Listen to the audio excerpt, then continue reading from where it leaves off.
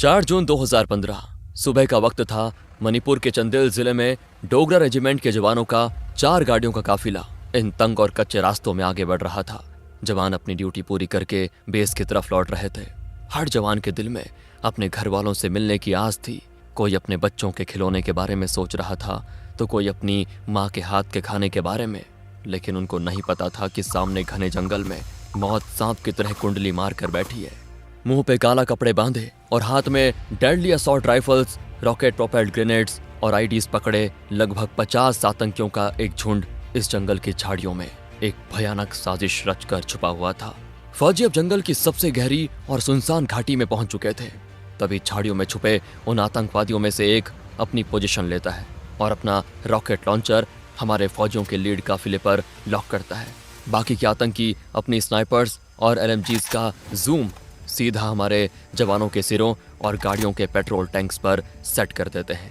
उधर काफिले में सबसे आगे चल रही गाड़ी के टायर के नीचे अचानक एक नुकीली चीज आती है और टायर पंचर हो जाता है। गाड़ी झटके से रुक जाती है। पूरा काफिला वहीं पे थम जाता है। इसके बाद अचानक एक कान फाड़ देने वाला धमाका होता है। एक जोरदार आईडी ब्लास्ट ने लीड ट्रक को हवा में काफी फीट ऊपर उछाल दिया। झाड़ियों में छिपे इन आतंकवादियों ने हमारे फौजियों पर अंधाधुंध गोलियां बरसाना शुरू कर दी थी। हर सेकंड में सैकड़ों गोलियां गाड़ियों को चीरते हुए जवानों के जिस्म में उतर रही थी। आरपीजीज ने दूसरी गाड़ियों को भी आग के गोले में तब्दील कर दिया। एक तरफा फायरिंग के बाद ये आतंकी हमेशा की तरह डरपोक गिद्धों की तरह बॉर्डर क्रॉस करके म्यांमार के घने जंगलों में जा छुपे। उन्हें लगा उन्होंने एक और बार शिकार कर लिया और अब वो आराम से बैठेंगे, पर वो एक भयंकर भूल कर बैठे थे। उन्होंने शेर के मुंह में हाथ डाल दिया था और उन्हें इस बात का जरा सा भी अंदाजा नहीं था कि 2015 का ये भारत एक नया भारत है। ये वो भारत नहीं जो कड़ी निंदा करके शांत बैठ जाए। दरअसल ये आतंकी national socialist council of Nagaland NSCN से थे। उनके साथ कांगली योबोल कन्नालुप KYKL के आतंकी भी शामिल थे। SS खापलांग जो इस आतंकवादी संगठन का मास्टरमाइंड था, उसका मकसद नागालैंड को काटकर नागालिम नाम से एक अलग इंडिपेंडेंट देश बनाना था। उसका मानना था कि भारतीय संविधान उन पर जबरदस्ती थोपे जा रहा है। साल 2001 में भारत सरकार ने इनके साथ एक सीज फायर एग्रीमेंट साइन किया था ताकि नॉर्थ ईस्ट में शांति बनी रहे। लेकिन मार्च 2015 में अचानक खापलंग ने इस सीज फायर को तोड़ दिया, क्योंकि इस शतरंज के पीछे के खिलाड़ी कोई और थे। इस आतंकी ग्रुप को पीछे से बैक चैनल फंडिंग, नए और आधुनिक हथियार और ट्रेनिंग सीधे तौर पर पाकिस्तान की ISI और चाइना से मिल रही थी। इन दुश्मन देशों का मोटिव बहुत ही क्लियर था, इंडिया के नॉर्थ ईस्ट को अशांत रखना ताकि भारतीय सेना का ध्यान बॉर्डर से हटकर इंटरनल सिक्योरिटी में उलझा रहे। म्यांमार का बॉर्डर जो कि खुला और बिना फेंसिंग वाला है, उसका फायदा उठाकर ये आतंकी आराम से ड्रग्स का व्यापार करते थे। ये पूरे नॉर्थ ईस्ट में दुकानों से लेकर आम घरों तक हर महीने डर और खौफ के नाम पर टैक्स वसूलते थे, जिसे वो प्रोटेक्शन मनी कहते थे। इन्हीं पैसों और भारी ताकतों की शय पर इनमें इतना गुरूर आ गया था कि इन्होंने भारतीय सेना को चुनौती देने की भूल कर दी थी। मणिपुर में पारा SF के बेस पर 35 साल के अनुभवी officer lieutenant colonel Oscar Delta अपनी कुर्सी पर बेचैन बैठे थे। एक पल के लिए भी उनकी आंखें बंद नहीं हो रही थी। जैसे ही वो पलके झुकाते, उन्हें चले हुए ट्रक और अपने वो 18 भाइयों के शव दिखाई देते। ऑस्कर डेल्टा किसी आम फौजी का नाम नहीं था। ये वो शख्स थे जिन्होंने अपने 15 साल के करियर में नॉर्थ ईस्ट के जंगलों में आतंकियों का शिकार करने में पूरी जिंदगी बिता दी थी। उनके नाम का खौफ तो आतंकवादियों में इस कदर था कि उन पर जिंदा या मुर्दा पकड़ने का इनाम रखा गया था। लेकिन आज भारत देश के सम्मान की बात थी। ऑस्कर डेल्टा अपनी कस्टम M4A1 कार्बाइन को साफ कर रहे थे और उन्हें पता था कि उनका वक्त आने वाला है। मामले की गंभीरता को देखते हुए प्रधानमंत्री नरेंद्र मोदी ने तुरंत PMO में एक high level emergency cabinet meeting बुलाई। मीटिंग में रक्षा मंत्री Manmohan Parrikar, national security adviser Ajit Doval, army chief general Dalbir Singh Suhag, home minister Rajnath Singh और डिफेंस सेक्रेटरी RK माथुर मौजूद थे। मीटिंग शुरू होते ही PM मोदी के चेहरे पर एक ऐसी रौद्र और गुस्से भरी लकीरें थी जो वहां मौजूद हर शख्स ने पहले कभी नहीं देखी थी। उन्होंने सीधे आर्मी चीफ की तरफ देखते हुए एक भारी आवाज में पूछा, दलबीर, इंटेलिजेंस रिपोर्ट क्या कहती है? मेरे देश के 18 जवान मारे गए, उनकी माताओं के आंसुओं का हिसाब मुझे चाहिए। जनरल दलबीर सिंह सुहाग ने सख्ती और आक्रोश से जवाब दिया, सर, मेरे जवान इस वक्त खून का घूंट पीकर बैठे हैं। फौजियों में गुस्से का ज्वालामुखी फट रहा है। आप बस एक इशारा कीजिए, हम इन आतंकवादियों को ढूंढकर राख में मिला देंगे। तभी अजीत डोभाल ने कहा, प्रधानमंत्री जी, ये आतंकी अब हमारी सीमा में नहीं है। हमला करने के बाद वो बाउंड्री क्रॉस करके म्यांमार के घने जंगलों में छिप गए हैं। इन्हें लगता है कि इंटरनेशनल बॉर्डर एक ऐसी लक्ष्मण रेखा है जिसे भारत कभी पार नहीं करेगा। इस बार हमें शेर के मुंह में हाथ डालना ही होगा। अगर आज हमने इनको इनके घर में घुसकर इन्हीं की भीड़ में नहीं मारा ना, तो ये आतंकी नॉर्थ ईस्ट को अगला कश्मीर बना देंगे और दुनिया समझेगी कि भारत एक कमजोर देश है। होम मिनिस्टर राजनाथ सिंह ने हैरानी से पूछा, डोभाल जी, आपका मतलब म्यांमार की सीमा पार करने का तो नहीं?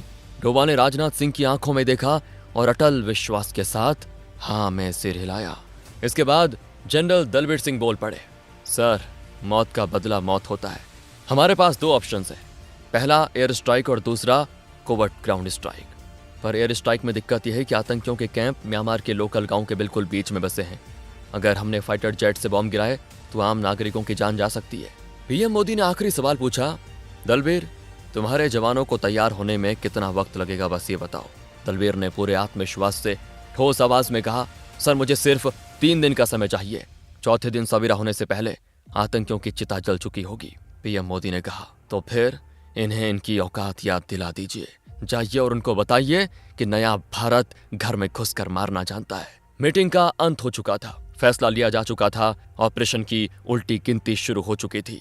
7 जून की सुबह सूरज निकलने से पहले 64 पैरा एसएफ कमांडोज हथियारों से पूरी तरह लैस थे। उनके पास Carl Gustaf 84 mm rocket launchers, Tavor TAR-21 assault rifles, M4 carbines, AK-47s और अंडर बैरल ग्रेनेड लॉन्चर्स थे।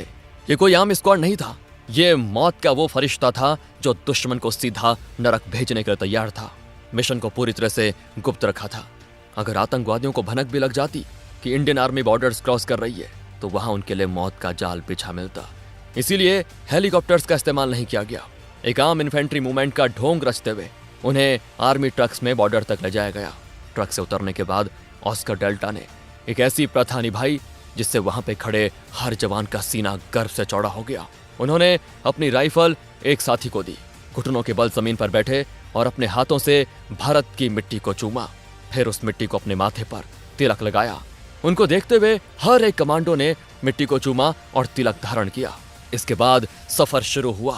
35 किलो का वजन अपने कंधों पर लादे ये कमांडोज बेहद खराब रास्तों, घड़ी झाड़ियों और तीखी चढ़ाइयों के बीच से 40 किलोमीटर तक का रास्ता तय करने निकले। ऑस्कर डेल्टा सबसे आगे चल रहे थे। उनके साथ 2 बर्मी लोकल गाइड भी चल रहे थे। बॉर्डर क्रॉस करके म्यांमार में एंट्री लेने के बाद उनके साथ चल रहे बर्मीज लोकल गाइड्स ने अचानक उन्हें रुकने का इशारा किया। सामने घनी झाड़ियों में कुछ अजीब सी आवाजें आ रही थी। हर कमांडो ने अपनी राइफल उस दिशा में तान ली। झाड़ियों के पीछे से अचानक 5 आम नागरिक निकल कर आए, जिनके कंधों पर बड़ी बड़ी मॉनिटर लिजर्ड्स टंगी थी। वो बर्मीज शिकारी थे, पर हालात ऐसे थे कि किसी पर भी भरोसा नहीं किया जा सकता था। क्या ये सच में शिकारी थे या अलगाववादियों के जासूस?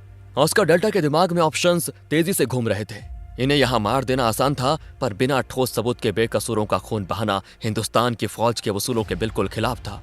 अगर इन्हें छोड़ देते तो रिस्क था कि ये जाकर दुश्मन को खबर दे देंगे। इसीलिए डेल्टा ने फैसला किया, इन्हें बंदी बनाकर अपने साथ उस पहाड़ तक लेके जाएंगे जहां से स्ट्राइक लॉन्च करनी थी। दोपहर होते होते उन्हें वो पहाड़ दिखाई देने लग गया जिसके पीछे दुश्मन का ठिकाना था।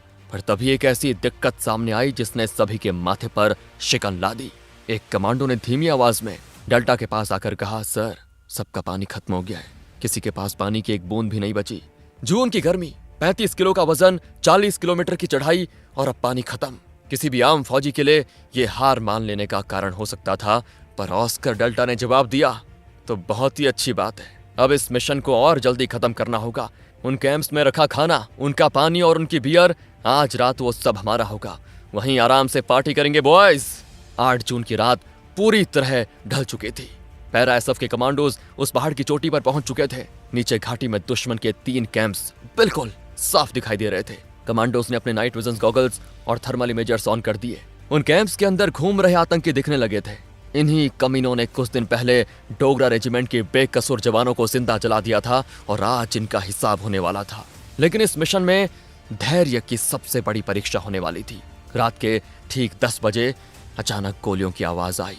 पहाड़ पर मौजूद हर भारतीय कमांडो ने अपनी राइफल तान ली और कवर ले लिया। फिर उन्होंने नाइट विजन में देखा कि 5-6 आतंकी कैंप से बाहर निकले और उसी पहाड़ की ढलान पर चढ़ने लगे जहां कमांडोज छुपे हुए थे। वो सिर्फ 150 मीटर दूर थे। धड़कनें बढ़ गई। अगर उन्होंने थोड़ा और आगे आने की कोशिश की तो फायर करना पड़ेगा, जिससे पूरा एलिमेंट ऑफ सरप्राइज खत्म हो जाएगा। लेकिन वो आतंकी नशे में धुत थे। उनके हाथों में शराब की बोतलें थी और वो जोर जोर से हिंदी गाने गा रहे थे। कुछ हवा में फायर करने के बाद वो वापस कैंप की तरफ लड़खड़ाते हुए चल गए। ये उनका शायद रूटीन पेट्रोल था। रात के 1 बजे फिर से हवा में फायरिंग की आवाजें आई। इस बार ये 10 मिनट तक चलती रही और फिर रुक गई। सुबह 3 बजे एक बार फिर फायरिंग हुई। दुश्मन बार बार हवा में फायर करके अपनी प्रेजेंस जता रहा था। ऑस्कर डेल्टा समझ गए थे ऐसे हालात में इनिशियल प्लान, जो कि 3 अलग दिशाओं से घेर कर अटैक करना था, उसमें बदलाव करना जरूरी था। उन्होंने तुरंत अपनी टीम्स को रिकॉग्नाइज किया और कहा, हम अब उनके सोने का इंतजार नहीं कर सकते। हम 20-20 के 2 स्क्वाड्स बनाएंगे। एक डायरेक्ट असॉल्ट करेगा, दूसरा कवरिंग फायर और एग्जिट रूट सिक्योर करेगा। सुबह ठीक 5 बजे जैसे वो खाने के लिए जमा होंगे, we hit them hard, very hard. इसके बाद पेट के बल रेंगते हुए 40 कमांडोज मौत के साए की तरह अपने टारगेट की तरफ आगे बढ़ने लगे। धीरे धीरे वो कैंप के ठीक बाहर एक सेमी सर्कल बनाकर पोजीशन ले चुके थे। कैंप्स के अंदर अलगाववादी नाश्ते की तैयारी कर रहे थे। कुछ आग जला रहे थे, कुछ हंसी मजाक कर रहे थे। उन्हें बिल्कुल भी अंदाजा नहीं था कि जिनकी नस्लों को वो गालियां देते हैं, वो उनकी छाती पर बंदूक ताने उनके आंगन में बैठे हैं। ये उनकी जिंदगी का आखिरी खाना होने वाला था। 5 बजने में बस कुछ ही मिनट बाकी थे। ऑस्कर डेल्टा ने आखिरी बार टारगेट एरिया को स्कैन किया। सामने 3 सेंट्री पोस्ट्स थी। पहला खाली था, दूसरे पर 4 और तीसरे पर 2 आतंकी पहरा दे रहे थे। इसके बाद डेल्टा फायर का ऑर्डर आया। कार्ल गुस्ताफ रॉकेट्स लॉन्चर से 2 रॉकेट्स सीधे उन सेंट्री पोस्ट्स पर जाकर फटी और अगले ही सेकंड उन आतंकवादियों के पर कच्छे उड़ गए। पहले ही वार में 6 आतंकवादी ढेर। अब उसके बाद जो शुरू हुआ वो किसी परले से कम नहीं था।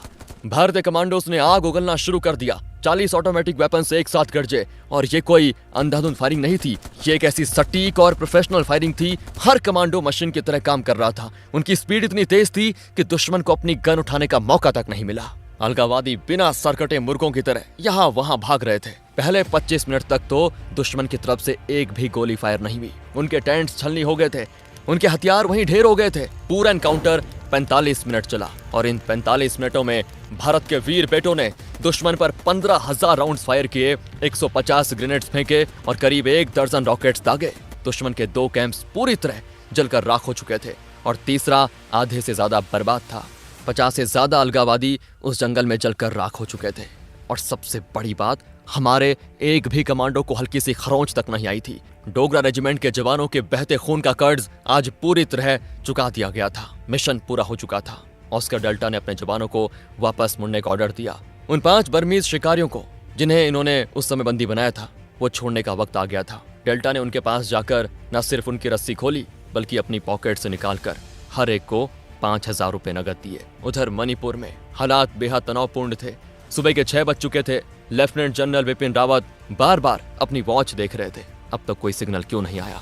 अचानक सैटेलाइट फोन बीप हुआ। विपिन रावत ने झपटते हुए फोन उठाया। दूसरी तरफ से एक भारी और थकी हुई लेकिन गर्व से भरी आवाज आई, मिशन अकम्प्लिश्ड सर।